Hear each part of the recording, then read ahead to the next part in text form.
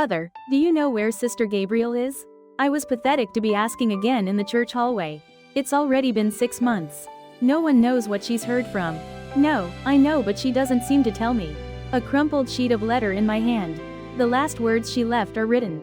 I'm sorry, brother, but I wanted someone to walk with in the Lord. I'll pray that your spirituality will be restored. On the day I received the letter, I knelt down and cried for the first time. Dear Abby, a year ago, I was just an ordinary churchgoer. No, the word, ordinary, was so perfunctory that I felt embarrassed to say it was normal. I came to church on Sundays, but I often skipped the practice of the hymn and after church. I had a much easier time drinking with my friends. It was purely because of my mother's torch that I entered the praise table. Son, you have a good voice. Give God at least that talent. First praise squad practice reluctantly attended. Met her there. Hello, I'm Gabriel. Your christening name is a bit unusual, right? Her big smile was really angelic. Decent dress, full of notes in the Bible. Meditation notes in every corner of the praise score. Everything seemed to shine. Praise is not just a song, it is a service. It is to honor God with our voice. Every word she shared after practice stuck in my heart. Gabriel spent his life working part-time in a small coffee shop. He was always happy going from church to work. I naturally became a regular at the coffee shop. You came again? What drink would you like today? Trust. No, Americano. She giggled at my joke. That's how we got close. We went out to the dawn prayer together. Her prayer was resonant. God Father, let a small cup of coffee comfort someone today. Let my smile convey the Lord's love. I also prayed next to him. But honestly, my heart was toward her rather than God. One spring day, I confessed as we climbed the back of the church together. Gabriel, like you, I want to walk down the path of faith with you. She hesitated for a moment and then spoke quietly. I like you, too. But, let's get along right in our Lord. I hope it can be a relationship that builds each other's souls. I didn't know what that meant at the time. We became lovers. We studied the Bible together, practiced praise, and participated in volunteer work. Gabriel encouraged me by sending me a Bible verse. To my dear brother, you are holy, I am holy. I also responded in my own way. I love you, Gabriel. Your presence has made the church better. But there was already a crack in this text. I didn't like church, I liked Gabriel. The problem started slowly. It's Sunday. Why didn't you come to the second part of the service? Oh, I'm sorry. I have lunch plans with people at work. Then you should be in the first part. At first, he seemed to understand, but this happened over and over again. Saturday night, drinking with friends. Hey, one more drink. No, I have to go to the early morning prayer tomorrow. Hey, girlfriend, look around. Just a drink. Eventually, I lifted my glass, and the morning prayer was missing the next day. I avoided Gabriel's disappointed eyes. One Sunday evening, I went to a company picnic. Instead of a church youth meeting, I didn't answer Gabriel's call. There was a picture of me drinking on social media. The next day, she was waiting for me in front of the coffee shop. Her eyes were red and swollen. Opa, let's talk. The conversation that day was disastrous. Why don't you keep the week? Why do you think worldly positions are more important?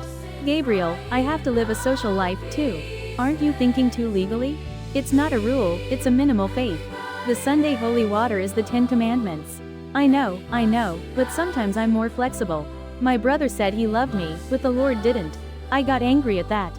Then what? You want me to be a priest? You want me to be a monk? Gabriel began to cry quietly. Opa, I wanted you to be the one to be with the Lord. That's why I love you. I liked how you grew up in your faith. But now, a week later, I received a letter. Dear my dear brother, it hurts so much to write this letter, but I think I have to make a decision. I loved him, I really did, but what I loved was my brother, who I would walk with in the Lord. Right now, I think he loves the world more.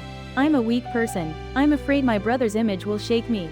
I'm sorry, and I'll pray, may your spirituality be restored, may you truly meet the Lord. If we meet again someday, I hope we meet in the Lord then.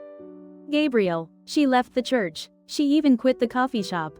I lost touch with her. The first month was furious. So self-righteous. You said you love me. Why can't you understand? The second month was rationalized. What did I do wrong? I go to church and volunteer. The third month, I fell apart.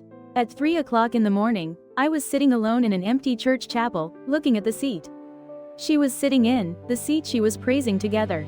And for the first time I was honest. God, I have never loved you. Tears poured down. I loved Gabriel, not Gabriel's faith. I didn't love the church, I loved her in the church. I didn't keep the Sunday, I came out to see her. God, I have taken advantage of you. To look good to her, to be with her. To use you as a tool. That night, I really repented. It's changed from the next day. Dawn prayer, I went out alone. No one was looking, only before God. Ju il seong su, I kept it thoroughly. I politely declined the company's appointment. The Bible, first time I read it seriously. Following the verses Gabriel underlined. Love the Lord your God with all your heart, and all your life and all your will. Matthew chapter 2237. Now I get it, what she wanted. 1, 2, 3 months. My relationship with the Lord has deepened. I have worked harder on church service. Not because of Gabriel, but because I love the Lord. I'm testifying here, I'm not what I was 6 months ago. Gabriel is not back yet.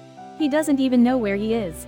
But now I know that this feeling of wanting to see her again is different than it used to be. I needed her in the past.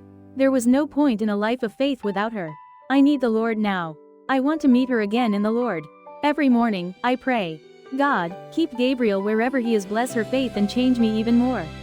If one day you will let us meet again, then let me stand firmly in the Lord.